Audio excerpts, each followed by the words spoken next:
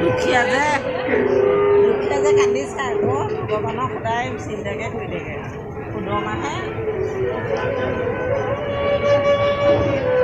কৃষ্ণই মণিডাল চিলাই সোণৰ পিঠা পুলি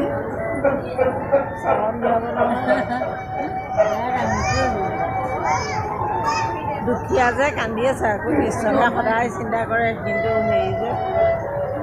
মাগি খুজিয়ে খাই থাকে